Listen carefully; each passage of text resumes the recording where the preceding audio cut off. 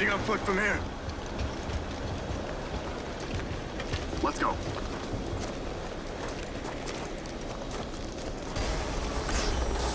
Move up. Keep tight. Status. Storm's giving us hell. Do you have a visual? Not yet. Keep moving then. تخيلوا هذا المشهد للحظات، الجلوس أمام شاشة ضخمة لمشاهدة فيلم سينمائي بإنتاج ضخم، وفجأة تتلاشى حواف هذه الشاشة بالكامل. أو تختفي تماماً، نعم. بالضبط، لا يعود المشاهد مجرد متلقي يجلس في الظلام ويراقب الأحداث من بعيد، بل يسحب فيزيائياً وذهنياً إلى داخل الإطار نفسه. تصبح نبضات قلب البطل هي النبضات التي تدق في الغرفة، وتصبح قرارات النجاة يعني مسؤولية ملقاة على عاتق من يمسك بوحدة التحكم. تماماً. هذا التلاشي التام للحدود بين السرد السينمائي المتقن والتكنولوجيا التفاعلية يطرح تساؤلاً جوهرياً حول ما يحدث عندما تضعنا التكنولوجيا حرفياً داخل عقل الشخصية. نحن متحمسون جداً اليوم في هذه الرحلة الاستكشافية. المصادر التي بين أيدينا تغوص في هذا المفهوم من خلال صورتين سينمائيتين ونص ترويجي يفيض بالتفاصيل التقنية للعبة فيديو تتصدر المشهد الرقمي حالياً. لعبة مايندز آي. نعم، مايندز آي. الهدف هنا ليس مجرد استعراض منتج ترفيهي جديد، بل تفكيك الآلية التي تستخدمها هذه التكنولوجيا المتقدمة لدمج قصة نفسية بالغة التعقيد مع مشاهد حركة تحبس الأنفاس. ولماذا يعتبر هذا المزيج نقلة نوعية في عالم الترفيه؟ حسناً، دعونا نفكك هذه التفاصيل خطوة بخطوة. طيب، البداية أو الانطلاق من التناقضات البصرية التي تقدمها هذه المصادر هو المفتاح لفهم هذه الآلية برأيي. كيف ذلك؟ يعني الصور المرفقة تضعنا أمام عالمين يبدوان وكأنهما من كوكبين مختلفين، رغم أنهما ينتميان لنفس السردية أو القصة. في الصورة الأولى نرى مدينة مستقبلية بامتياز، أبراج شاهقة ولامعة تعانق السماء، شخصيات آلية مضيئة وطائرات بدون طيار تحلق كحراس صامتين. وفي قلب هذا المشهد التكنولوجي البارد يقف البطل جاكوب. صحيح، مرتدياً سترة تكتيكية متطورة باللونين الأسود والأحمر. ثم وبشكل مفاجئ تأتي الصورة الثانية لتنقل المشهد جذرياً. بيئة صحراوية قاحلة وصخرية جداً. قاسية جداً، نعم، حيث يظهر البطل وهو يصوب سلاحه بحدة وتركيز، وبجانبه تحلق طائرة بدون طيار أخرى. هذا الانتقال من ناطحات السحاب الزجاجية التي تعكس أضواء النيون إلى الغبار والرمال المتطايرة هو استعراض مقصود للقدرات التقنية التي يبنى عليها هذا العالم. هذا التناقض البيئي الصارخ يطرح تساؤلاً حول كيفية بناء هذه العوالم تقنياً. عندما نقرأ النص المرافق نجد أن هذا الاستعراض مدعوم بعتاد تقني ثقيل، وتحديداً جهاز بلاي ستيشن 5 برو. جهاز قوي جداً بلا شك. النص يتحدث بوضوح عن تقنيات مثل تتبع الأشعة والدقة الفائقة التي تصل إلى 4K. في الماضي كانت هذه المصطلحات تستخدم كجزء من الحملات التسويقية لبيع أجهزة التلفاز، أليس كذلك؟ بلى، مجرد كلمات رنانة للمبيعات. لكن هنا التطبيق يبدو مختلفاً. دائماً ما يطرح مصطلح تتبع الأشعة أو Ray Tracing، لكن ماذا يفعل فعلياً داخل مشهد المدينة المستقبلية؟ وكيف يختلف عما كان متبعاً في السابق؟ طيب، لفهم الفارق يجب أن ننظر إلى كيفية عمل الإضاءة في الترفيه الرقمي التقليدي أولاً. في الماضي كانت المعالجات الرسومية تقوم بطلاء الظلال والإضاءة مسبقاً على الأسطح، كأنها لوحة مرسومة ثابتة؟ بالضبط. إذا تحركت الشخصية فإن الظل قد لا يتفاعل بدقة مع كل مصدر ضوء، لكن تقنية تتبع الأشعة تعمل وكأنها فيزيائي صغير مزروع داخل المعالج. فيزياء صغير؟ تشبيه مثير. نعم، لأنها تقوم بحساب المسار الرياضي الفعلي لكل شعاع ضوء ينطلق من لافتة النيون، وكيف يرتد ويتكسر عندما يصطدم بالأسطح المختلفة. إذن عندما يسقط الضوء على سترة جاكوب التكتيكية، المعالج يحسب خصائص المادة؟ 100%. هل هي قماش يمتص الضوء أم معدن يعكسه؟ وبناء عليه يولد الانعكاس في الوقت الفعلي. هو الفرق الدقيق بين رسم ظل لشيء وبين وضع مصباح حقيقي أمامه وترك الفيزياء تأخذ مجراها. واو، هذا المستوى من المحاكاة الفيزيائية يرسخ إحساساً عميقاً بالوجود المادي، مما يجعل العين البشرية تصدق أن هذا العالم يخضع لنفس القوانين الطبيعية التي نعيشها رغم غرابة مكوناته المستقبلية. نعم. إذن بدلاً من خداع العين بصور مسطحة، التكنولوجيا هنا تحاكي سلوك الضوء نفسه. لكن النص يذكر أيضاً ميزة الحفاظ على أداء ثابت بمعدل 60 إطاراً في الثانية، ويبرز ذلك بشكل خاص في بيئة الصحراء. بيئة الصحراء تقدم تحدياً من نوع آخر تماماً. هذا ما فكرت فيه. مطاردات السيارات وسط الرمال المتطايرة تعني وجود ملايين الجزيئات الصغيرة التي تتحرك بعشوائية. الحفاظ على سرعة الإطارات في بيئة فوضوية كهذه يمنع أي تقطع أو تأخير قد يكسر حالة الاندماج. وهذا ينقلنا إلى نقطة جوهرية. ما يثير الاهتمام هنا هو كيف يتحول هذا الثبات التقني إلى أداة سردية بحتة. معدل الإطارات ليس مجرد رقم تقني. ماذا تقصد بأداة سردية؟ يعني أنه المقياس الزمني لسرعة استجابة العالم لأفعال من يتحكم فيه. عندما نتحدث عن 60 إطاراً في الثانية أثناء مطاردة صحراوية معقدة حسابياً، فهذا يعني أن الاستجابة البصرية لأي قرار تحدث دون أي تأخير مايكرو ثانية، سواء كان الانحراف بالسيارة أو التصويب. صحيح. المخ البشري حساس جدا لأي انقطاع بين الفعل ورد الفعل. إذا حدث تأخير بسيط يدرك العقل فورا أنه يتعامل مع برنامج كمبيوتر. لكن عندما تكون الاستجابة فورية ومستقرة يدخل الدماغ في حالة حضور ذهني كامل. أنا أتساءل هنا، هل وصلنا إلى مرحلة أصبحت فيها الرسوميات جزءاً من أسلوب اللعب نفسه وليست مجرد واجهة جمالية؟ الأمر يشبه ارتداء نظارة واقع افتراض ولكن بدون النظارة نفسها. تشبيه ممتاز. التكنولوجيا المخفية داخل الجهاز تعمل بطاقتها القصوى بصمت، والهدف هو جعل المتلقي ينسى وجود شاشة أمامه من الأساس. لكن إقناع العين بوجود عالم حقيقي عبر محاكاة الضوء وسرعة الاستجابة هو نصف المعركة فقط على ما أعتقد. النصف الآخر والأكثر تعقيداً هو إقناع الجسد بأنه داخل هذا العالم. وهذا ينقلنا إلى الجانب الأكثر عمقاً في هذه المصادر، سيكولوجية البطل جاكوب. بالضبط. نحن أمام جندي سابق يعاني من فقدان للذاكرة ويستيقظ ليجد نفسه في قلب مؤامرة ضخمة تقودها شركات غامضة تسعى للسيطرة على العقول. القصة بحد ذاتها كلاسيكية في عالم الغموض التقني. نعم، لكن التنفيذ هو المختلف. صحيح. النص يسلط الضوء على ما يسمى بالقدرة الذهنية للبطل، والتي تتيح له تعطيل الروبوتات والأعداء بمجرد التفكير أو التركيز. التحدي هنا ليس في كتابة قصة عن السيطرة على العقول، بل في كيفية ترجمة هذه القدرة النفسية غير الملموسة إلى تفاعل جسدي ملموس يربط الشخصية بمن يتحكم بها. وهذا الترابط هو ما يميز تصميم مايندز آي بصراحة. السيطرة على العقول ومقاومة التلاعب النفسي ليس مجرد حبكة درامية تدور في الخلفية، بل تمتد لتصبح تجربة ملموسة عبر أجهزة التحكم المتطورة، وتحديداً من خلال تقنية الاهتزازات التفاعلية في وحدة تحكم دول سنس. يجب أن ندرك الفرق بين الاهتزاز التقليدي والتقنية الحديثة. تقصد المحركات القديمة التي كانت تهتز بشكل عشوائي؟ نعم، في الماضي كانت أجهزة التحكم تعتمد على محركات بسيطة ذات أوزان غير متماثلة تدور لتوليد اهتزاز خشن وعام يهز اليد بأكملها. التكنولوجيا اللمسية الحديثة تستخدم مشغلات ملفات صوتية. لحظة، مشغلات صوتية؟ تقصد مثل مكبرات الصوت؟ تماماً، هي تشبه مكبرات الصوت الدقيقة، لكنها بدلاً من توليد موجات صوتية في الهواء تولد موجات حركية دقيقة للغاية في هيكل وحدة التحكم.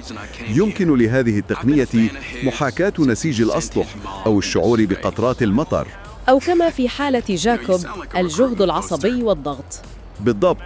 عندما يستخدم طاقته الذهنية لتعطيل الآليين لا يكتفي النظام بعرض مؤثرات بصرية متوهجة على الشاشة، بل يرسل موجات حركية مدروسة تنتقل مباشرة إلى يدي اللاعب. وهنا يصبح الأمر مثيراً للاهتمام حقاً. تخيلوا مشهد الاقتحام في المختبرات السرية الذي ذكر في النص الترويجي. جنود مدججون بالسلاح يسقطون فجأة من السقف في هجوم مباغت. مشهد مليء بالتوتر. بفضل سلاسة نظام القتال يتمكن البطل من القيام بصد وهجوم مضاد متسلسل. في تلك اللحظة لا يقتصر الأمر على ضغط أزرار بسرعة. كل ضربة تتلقاها الشخصية أو تصدها تترجم إلى نبضة ميكانيكية دقيقة عبر وحدة التحكم.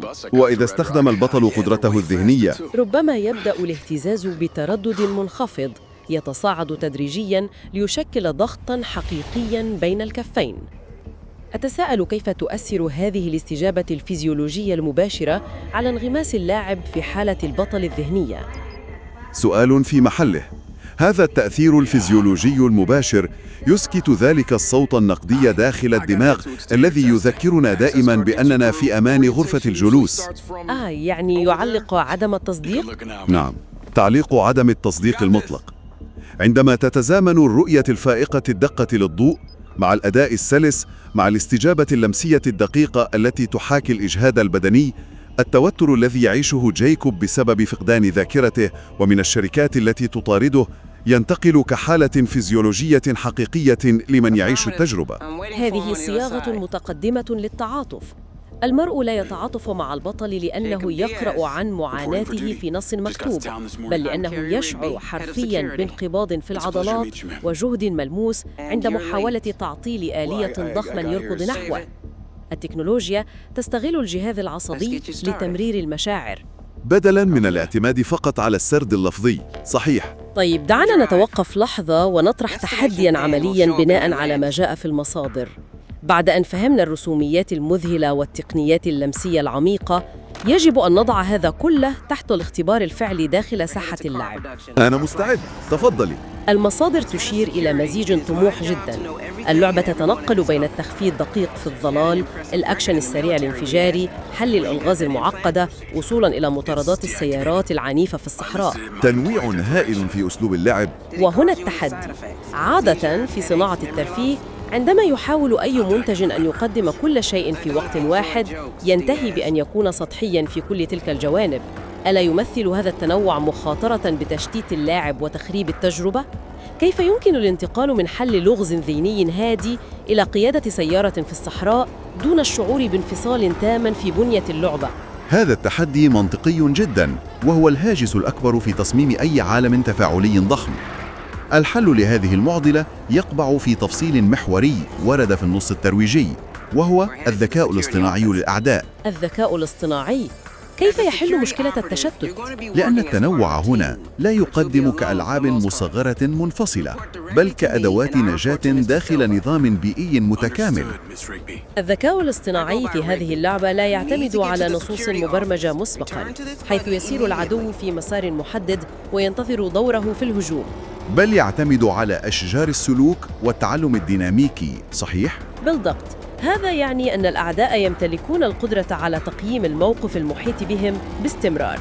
إذا اكتشفوا غياب أحد زملائهم، تتغير حالتهم من الدورية الدائمة إلى حالة بحث نشط ومنسق. إذن الذكاء الاصطناعي المتقدم هو الذي يجبر اللاعب على استخدام كل هذه الآليات. إذا حاول المرء الاعتماد فقط على التخفي، سيتكيف الأعداء ويبدأون في تفتيش الزوايا المظلمة، أو يستخدمون كشافات خرارية مثلاً. وإذا تم اكتشاف الموقف وحاول تحويل المواجهة إلى إطلاق نار مباشر، ستطغى عليه الأعداء ويقوم الأعداء بتطويقه. هذا يعني أن الانتقال من التخفي إلى استخدام القدرات الذهنية ليس خياراً تجميلياً، بل هو استجابة تكتيكية ضرورية فرضها سلوك الأعداء. كل مواجهة تتحول فعلياً إلى لغز ديناميكي يجب حله في أجزاء من الثانية. هذا يفسر لماذا تبدو المواجهات وكأنها تحديات ذهنية بقدر ما هي تحديات حركية. دمج الألغاز مع الأكشن هنا يتمحور حول اتخاذ قرارات تحت الضغط. والشركات الشريرة في القصة تمتلك تكنولوجيا متقدمة، والذكاء الاصطناعي للأعداء يعكس هذا التفوق التكنولوجي سردياً وعملياً. المعركة هي صراع تكتيك، عندما يفشل التخفي، قد يضطر جايكوب لاستخدام قدرته الذهنية لتعطيل طائرة بدون طيار، ثم القفز إلى مركبة للفرار، مما يطلق مرحلة مطاردة الصحراء. انتقال سلس ومبرر درامياً، ويقضي على فكرة التشتت. طيب، هذا يقودنا إلى نقطة أخرى تتعلق بقراءة المشهد من الخارج. بعد تفكيك كل هذه التعقيدات التقنية، يجب أن نضع هذا العمل في سياقه التجاري.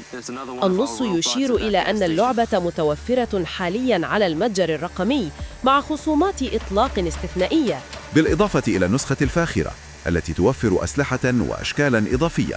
نعم، وهذا غالباً ما يفسر المظهر التكتيكي عالي التفاصيل لجاكوب في الصور المرفقة. عندما أرى خصومات ضخمة للعبة من هذا العيار في يوم إطلاقها، أول ما يتبادر لذهني هو أنهم لا يحاولون بيع اللعبة نفسها، بل يستخدمونها لتسريع بيع أجهزة الجيل الجديد مثل بلاي ستيشن 5 برو. إذا ربطنا هذا بالصورة الكبرى، سنجد أن هذه الاستراتيجية هي تطبيق كلاسيكي ومدروس لتكتيك حصان طروادة في عالم التكنولوجيا. الشركات المصنعة تدرك أن لغة الأرقام والمواصفات لن تدفع المستهلك لترقية أجهزته. التكنولوجيا تحتاج إلى برمجيات تترجم هذه الأرقام المجردة إلى تجارب. تماماً. مايندز آي تعمل كأداة استعراض حية لقدرات هذه الأجهزة المتقدمة.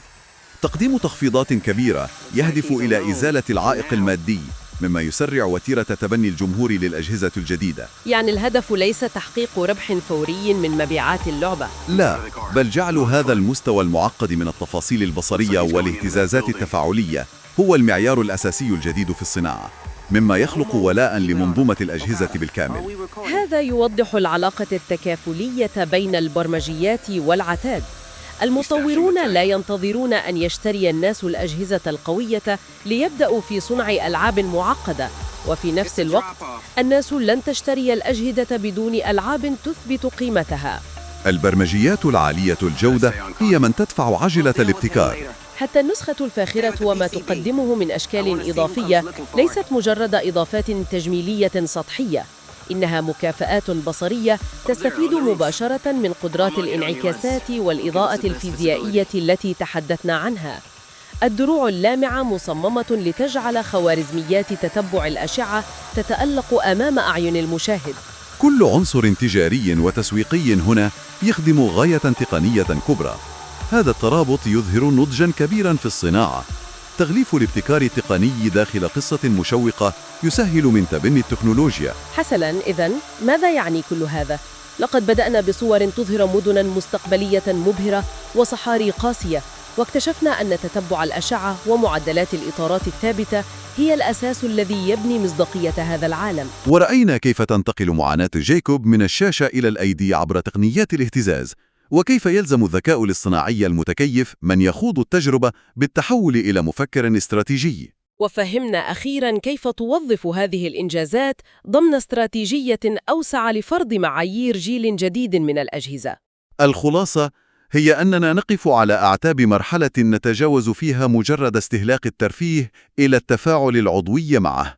التكنولوجيا أصبحت امتداداً للحواس، تصيغ التجربة وتوجه المشاعر الفسيولوجية. وهنا بالتحديد نصل إلى الفكرة الاستفزازية الختامية التي نود أن نتركها معلقة ليتأملها الجميع. نحن أمام تجربة تتمحور قصتها الأساسية حول جندي يقف وحيداً في وجه شركات شريرة تحاول السيطرة على العقول والتلاعب بالبشر. والبطل يحارب هذه السيطرة بكل قدراته لمنع اختراق إرادته. بالضبط، لكن أليس من المثير للتأمل وربما للسخرية أن اللعبة بحد ذاتها كمنتج تكنولوجي متقدم تفعل الشيء ذاته بالضبط؟ إنها تستخدم أحدث تقنيات الاهتزاز الدقيق والمحفزات البصرية الفائقة وضغط الذكاء الاصطناعي للتحكم في استجاباتنا الفسيولوجية. يعني اللعبة تتلاعب بنبضات قلبنا نحن؟ نعم، هذا النظام يضخ الأدرينالين في العروق في لحظات المطاردة، ويتحكم بمستويات التوتر عندما يسقط الأعداء من سقف المختبر. من الذي يتحكم بمن في هذه التجربة حقه؟ هل الشخص الذي يمسك بوحدة التحكم هو من يتلاعب بالبطل لإنقاذ عقله؟ أم أن التكنولوجيا هي التي تسيطر على حواس المتلقي وجهازه العصبي بالكامل منذ اللحظة التي تلاشت فيها حواف الشاشة؟ سؤال عميق ومخيف بصراحة. سؤال نتركه للمستمعين للتفكير فيه. التكنولوجيا لا تروي القصة فقط، بل تعيد برمجتنا لنشعر بها. شكراً لمرافقتنا في هذا النقاش الممتع، وإلى اللقاء في رحلة استكشافية قادمة.